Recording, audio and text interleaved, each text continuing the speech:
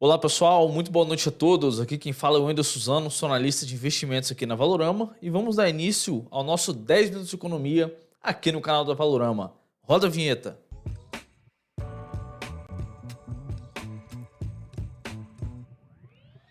Fala pessoal, bom, tivemos um dia aí um pouco consolidado aqui no nosso índice Bovespa, né? Tivemos nosso índice Bovespa caindo no dia de hoje, dólar acompanhando, mas o destaque do dia eu queria trazer para vocês exatamente o fluxo de capital estrangeiro aqui no Brasil, né? A gente pode observar aí um fluxo de capital estrangeiro entrando muito forte aí na nossa bolsa aqui nesse mês de janeiro, né? Mês de janeiro de 2023, e é exatamente assim que eu quero começar a nossa live, nosso 10 minutos de economia, para trazer esses dados aqui para vocês. Às vezes a gente traz esse dado um pouco depois que a gente passa aquele panorama, mas como é o tema da live, acho que é muito importante você já saber logo de início como está praticamente esse fluxo de capital estrangeiro aqui na nossa bolsa. Pedir para compartilhar a tela, por favor, né? Tem aqui a imagem, tá, pessoal? Para quem não sabe, esse dado, a gente recebe esse dado da bolsa dos últimos 2 dias úteis para trás, né? Então hoje, por exemplo, é dia 23, 2 dias úteis para trás é exatamente dia 19, que foi lá na quinta-feira, né? E a gente pode observar aí, nos últimos 3 últimos pregões, né, dos dias úteis aí divulgado pela bolsa, a gente tem, por exemplo, o fluxo estrangeiro na quinta-feira entrou com 1,772 bilhões de reais. Na quarta-feira, que foi dia 18, entrou com 1,082 bilhões de reais. E no dia 17, que foi lá na terça-feira, entrou com 1,555 bilhões de reais. Entrando aí um capital muito forte aí, gringo entrando bastante na nossa bolsa. Esse é um ponto extremamente positivo, né? A gente já mostrou aqui para vocês várias vezes que realmente esse capital estrangeiro, o investidor estrangeiro em si, ele quando entra na nossa bolsa, geralmente a nossa bolsa tende a pegar uma tendência de alta, né? Muita gente entra comprando aí, principalmente quando esse fluxo tá comprador, tá positivo. A gente tem aí, muitas das vezes, uma tendência de alta muito forte no nosso índice Bovespa. E a gente pode observar aí, pessoal, se a gente for olhar através desse gráfico aqui, desde o dia 6 de janeiro, né? Dia 6 de janeiro desse ano, no caso, que a gente tem fluxo positivo entrando todos os dias aqui na nossa bolsa.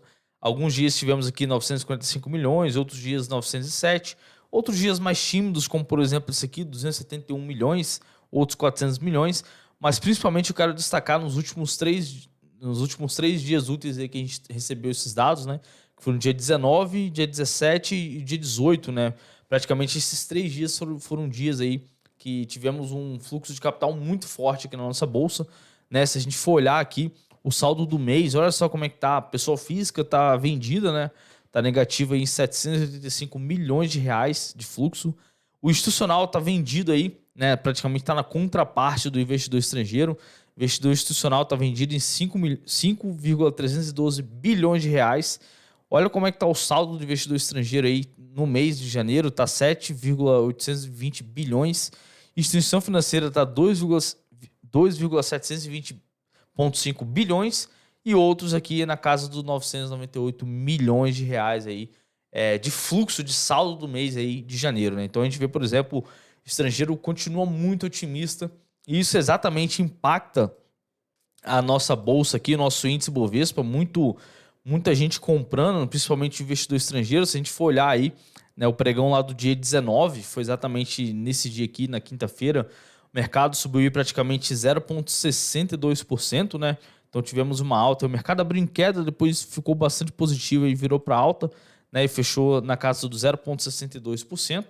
Ainda não temos os dados de sexta-feira, e isso aqui foi o pregão de hoje, então amanhã a gente vai ter os dados de sexta-feira e depois de amanhã a gente vai ter os dados aí de hoje, no caso, né, para saber como é que está sendo a questão desse fluxo, né, do capital estrangeiro. Mas vale ressaltar que, desde lá, se a gente for pegar aqui, desde o dia 6 de janeiro, aí, como é que o mercado se comportou, né, quando esse saldo ficou positivo. Se a gente for olhar aqui, voltar no passado, olha lá, dia 6 de janeiro foi quando o saldo de investidor estrangeiro virou para positivo. Ele teve uma sequência, na verdade, né, uma sequência de vários dias comprando, né? Se a gente for olhar aqui, desde lá do dia 6, que estava na casa dos 107 mil, né, o Ibov já chegou a variar uma máxima de 5%. Então, esses investidores estrangeiros, eles fazem preço e é muito importante a gente acompanhar, né? O que eles estão fazendo aí, quais são os principais movimentos deles. E como eu disse anteriormente, esses players, como eles entram, eles compram real, né? Para entrar no Brasil, você tem que comprar real, né? E isso faz com que o real se valorize em relação ao dólar. Então a gente tem aí uma possível queda do dólar quando exatamente esses investidores estrangeiros vêm aqui para o nosso Brasil. E é exatamente o que a gente acompanhou também, ó. Se a gente for olhar aqui, esse aqui está no gráfico semanal, peço perdão.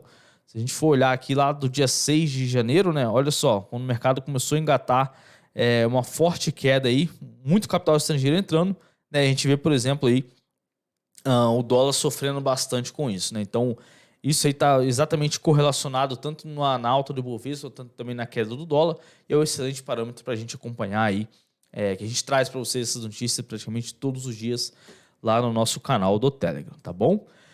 Bom, pessoal, vamos lá para o nosso fechamento de mercado, dar aquela passada aqui bem rápida para vocês, tá? A gente tem o Ibovespa aí, praticamente ficou no 0 a 0 no dia de hoje, cotada 111.737, caindo cerca de 0,27% no dia de hoje. O dólar, cotado a 5,20, caiu aí cerca de 0,13%. Os DIs futuros praticamente ficaram no 0 a 0 aí, o DI, os juros futuros lá de 2026, ficou cotado a 0,23%, o DI de 2025 0,19%, 2024 0,3% de alta, né? Lá fora tivemos aí os índices americanos bastante otimistas, bastante positivos no dia de hoje. Nasdaq subiu 2,01%, o S&P 1,19%, o Dow Jones 0,76%. Aqui a gente teve a Mer, que subiu 12,68%, cotada a 0,80 centavos. Lojas americanas aí, como a gente comenta com vocês, já cansamos de falar, né? Tome muito cuidado, a gente não recomenda ninguém investir nessa ação exatamente depois que aconteceu isso tudo, né? Muita coisa pode rolar ainda, então, assim, tá extremamente arriscado. Então, nossa recomendação, e principalmente você investidor iniciante aí, que está começando seus investimentos, fique fora dessa ação por enquanto, tá? Positivo, subiu cerca de 8,65%, a Via subiu 8,37%, a Magalu subiu 5,76%. A gente vê, por exemplo, o setor de varejo subindo forte após a queda aí da Americanas, principalmente a Magalu e a Via Varejo, que subiram forte aí nas últimas semanas. Hoje tivemos um dia bastante positivo também. Carrefour também subiu na casa dos 5,64% aí de alta. Já nas maiores baixas, a gente tem Bradesco caindo cerca de 4,23%. A CSAN, a Cosan caiu 4,14%, a Sambi 11, os bancos aí caíram forte. Sambi 11 caiu 4,08%, a BIF caiu 3,55%, a Rapvida 3,42%, BBDC 3 caiu 3,19%. O volume em relação à sua média, a Cosan ficou aí praticamente negociando 2,54 vezes a sua média e Braskem 2,47 vezes. Esses foram os principais destaques aí de volume no dia de hoje. Já do outro lado, a gente tem o IFIX, caiu cerca de 0,39%, né? Mais um dia de queda do IFIX. Os ETFs, a gente tem os principais ETFs ligados às criptomoedas aí, a Web3 subiu 13,47%, o DEF11 subiu 8,73%, o QBTC11 subiu 5,04%.